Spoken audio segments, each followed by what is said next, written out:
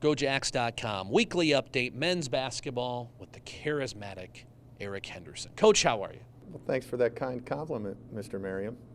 You're welcome, sir.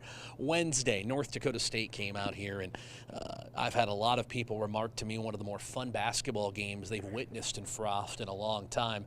No doubt in large part because SDSU led the entire way, but that was a grueling basketball game between two teams right at the top of the Summit League, and you come away with a win. Just your takeaway, now that you've processed it a little bit, what you think on Wednesday night? Yeah, I'm obviously very proud of our guys. That was two good basketball teams really going back and forth, to be honest. I know we led for the whole game, but it was a big-time atmosphere, and just really proud of our guys for being able to stick with it. You know, we play a lot of young guys, and they're a veteran group and very experienced, and they've been in that situation a lot. And for our guys to hang on, now it helped that we were at home and had a great environment, and our fans were really rowdy, so that really helped. But our guys showed some resiliency, and that's what I was probably the most proud of. Alex Arians turned in a double-double. He also had 6 assists to 0 turnovers, only came out of the game once, played almost 39 minutes. Here's a guy who hadn't played point guard 6 weeks ago, and now not only is he doing it, but he's playing it at a very high level. Explain to me how Alex Arians went from a starting 4 a year ago to your point guard and how well he's playing right now. Yeah, really proud of Alex.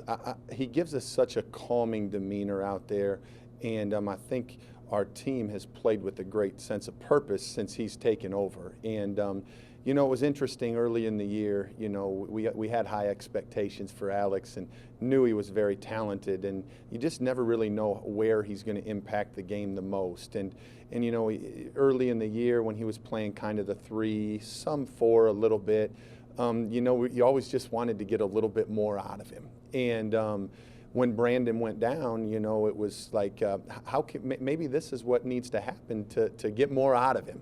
And he's taken it and ran with it. And credit goes to him. Our guys believe in him. They have a great amount of confidence in him. And I'm just really, really proud of him, how he's handled that situation and how well he's done it as well. The other guy, too, when Brandon Key went down that you turned to was Matt Mims.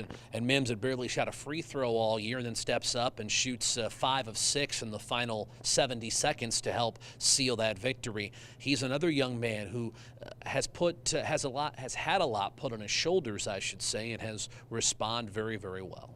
Yeah, certainly Mimsy's situation is unique. You know, I barely play him, or we barely play him the first, you know, most of the non-conference, really, to be honest with you. But to his credit, he stuck with it. And you never know when your opportunity is going to come. And when his did, he took, you know, complete advantage of it. And, you know, he plays with great enthusiasm. And his teammates really, really enjoy when he does well. And, you know, he's made shots, which certainly has helped. But defensively, he's done a tremendous job on some of the better guards in our league. So really proud of how he's been able to fit into the situation and really taking advantage of his situation. Ex-teacher, ex-principal. We are halfway through the conference slate. 8 games down, 8 remain. So give me the report card here at the midterm, if you will, on where things sit for your program. Yeah, you know, Tyler, it's interesting you asked that question because we try not to look at, you know, where we're at in the standings, where everybody else is at in the standings. It's still so early in this whole situation, and there's certainly, you know, a depth of games played, so you kind of figure, you know, you are where you are. But at the end of the day, there's still a lot of season left, so you don't want to get too far ahead of yourself, and you just got to enjoy each moment and, you know, just try to continue to get better and keep learning. All right, so since you won't answer the question that way, I'll ask it a different way. Is there something you're looking at going, hey, as good as we've been to this point in conference play, we have to do this better? Yeah, I mean, I think we need to guard the dribble a little bit better. I think we need to be consistent, a little bit more consistent as far as not getting spread out. Those two things are something we talk about a lot we still need to be really, really good on the glass and in defensive transition. And those two things are really important to our success. But as far as improvements, we need to get a lot more consistent defensively guarding the dribble and just staying disciplined with what we do and not worrying about maybe what the other team's doing are things that we're looking forward to as we, as the season goes on. Let's talk about these two road games this week. We'll begin with Oral Roberts. You certainly know all about what it's like to have a home winning streak. Oral Roberts has not lost a game at home this year either. The Mabee Center in Tulsa, typically a place opponents shoot very well. You'll need to against those big horses inside from ORU.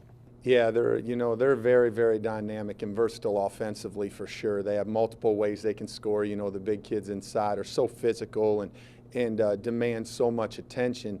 But those guards are playing at a high level. DeAndre Burns is averaging 17 and a half and, running the show for him the last 5 games. He's been dynamite. And then same with Admis. He's averaging 20 in the last 5 and shooting it at a very high level, had 18 in the first half at USD, this last weekend. So we'll have our hands full. They're playing at a high level. And like you said, at home, they're even playing at even a higher level. So we're looking forward to the challenge, though. It's exciting to get back on the road. And when you're on the road, it's just kind of you and your team together. And, you continue to bond and you continue to build trust. And we just need to go be ourselves and play our tails off. And hopefully we'll have a chance at the end to come out on top. That'll be Wednesday in Tulsa. Then you have some time on the road to spend until Saturday night when you take on the Leathernecks of Western Illinois. And as we have discussed before, that starting backcourt as good as anybody this conference can offer. Yeah, I mean, with Kobe and CJ, very experienced and very, very talented players. And, 1 through 4 really, they create problems because they all are more perimeter oriented and really shoot the basketball and can go on stretches where they're just dynamic and can get on fire, really. And so we have to stay disciplined and not get spread out, which is something that's been a challenge to us at times. And so we'll have our hands full on Saturday as well at Western Illinois. They play better at home as well, and so we're looking forward to it.